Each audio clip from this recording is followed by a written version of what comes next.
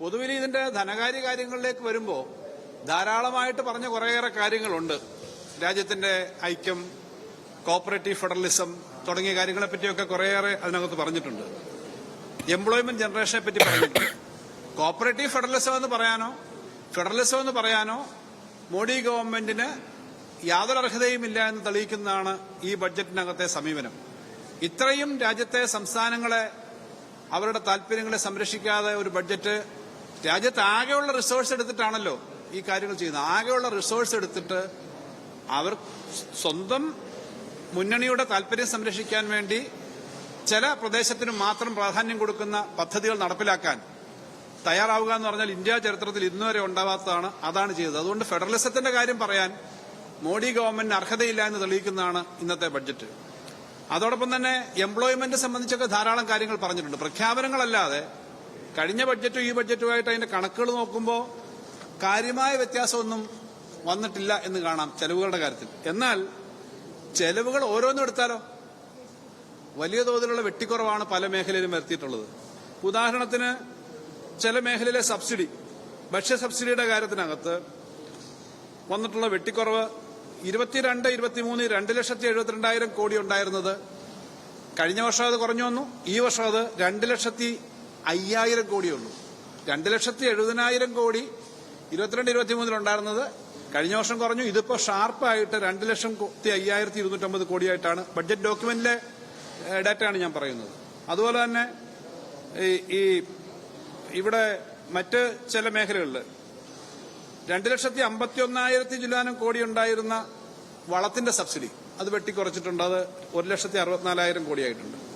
അതുപോലെ ഈ ആരോഗ്യരംഗം ചെറിയ ചെറിയ ഓരോ ഹെഡ് എടുത്തു നോക്കിയാലും വലിയ തോതിലുള്ള വെട്ടിക്കുറവ് കാണാം.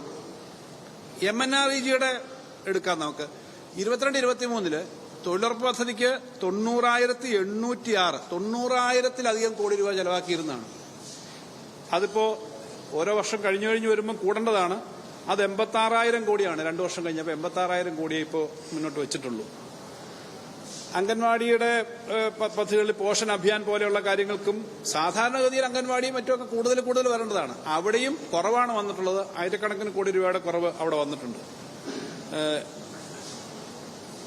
നേരത്തെ ഈ പറഞ്ഞതിന്റെ കൂട്ടത്തിൽ ഈ നമ്മുടെ ദാരിദ്ര്യ നിർമ്മാർജ്ജനത്തിന് വേണ്ടിയിട്ടുള്ള PM ഗരീബ് കല്യാൺ യോജന എന്ന് പറഞ്ഞൊരു പദ്ധതിയുണ്ട്. ആ പദ്ധതിയിൽ 2,72,802 കോടിയാണ് 22-23 ബഡ്ജറ്റിൽ. കഴിഞ്ഞ പ്രാവശ്യത്തെ റിവൈസ്ഡ് ബഡ്ജറ്റ് വരുന്നതേ ഉള്ളൂ. ഇപ്പോ അതിന് വെച്ചേക്കുന്നത് 2,05,250 കോടി.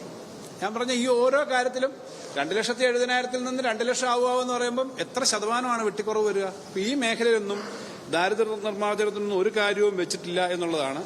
അതുപോലെ PM എംപ്ലോയ്മെന്റ് ജനറേഷൻ സ്കീം അതിനകത്തൊരു ചെറിയ തുകയാണ് വെച്ചേക്കുന്നത്. 2,733 കോടിയായിരുന്നു. അതിപ്പോ 2,300 കോടിയായി. ബഡ്ജറ്റിൽ ഏറ്റവും കൂടുതൽ എടുത്തു പറയുന്നത് എംപ്ലോയ്മെന്റ് ജനറേഷനെ പറ്റിയാണ്. അതുകൊണ്ട് ഞാൻ ആ തുക എടുത്ത് പറഞ്ഞത്. ഇതുപോലെ ഓരോ മേഖല എടുത്താലും ബഡ്ജറ്റിനകത്ത് പണം വെച്ചിരിക്കുന്നതിന് കുറവാണ് കാണാൻ പറ്റും. ബഡ്ജറ്റിന്റെ വളരെ ഡീറ്റെയിൽഡ് ആയിട്ടുള്ള എസ്റ്റിമേറ്റ് നമ്മൾ കഴിയുമ്പോഴേ ഇനി റെയിൽവേയും മറ്റോരോ ഡീറ്റെയിൽസിലേക്ക് നമുക്ക് പോകാൻ പറ്റും, അറിയാൻ പറ്റും. പക്ഷെ നമ്മൾ എംപ്ലോയ്മെന്റ് ജനറേഷന്റെ കാര്യം പറയുമ്പോൾ എല്ലാവരും ശ്രദ്ധാപൂർവ്വം പറയേണ്ട ഒരു കാര്യം നിങ്ങൾ നോക്കേണ്ട കാര്യമാണ്. നിങ്ങൾ വാസ്തവത്തിൽ 10 ലക്ഷത്തിലധികം വേക്കൻസി കേന്ദ്ര ഗവൺമെന്റിൽ കാലിയായിട്ട് കിടക്കുന്നുണ്ട്, അപ്പോയിന്റ് ചെയ്യാതെ കിടക്കുന്നുണ്ട്. ഇന്ത്യയിൽ ആകെ PSC അപ്പോയിന്റ്മെന്റ് നടത്തുന്നതിൽ യൂണിയൻ പബ്ലിക് സർവീസ് കമ്മീഷൻ 2022-23 കണക്ക് പ്രസിദ്ധീകരിച്ച് പോകുന്നൊരു കാര്യം അതിനകത്തെ 65%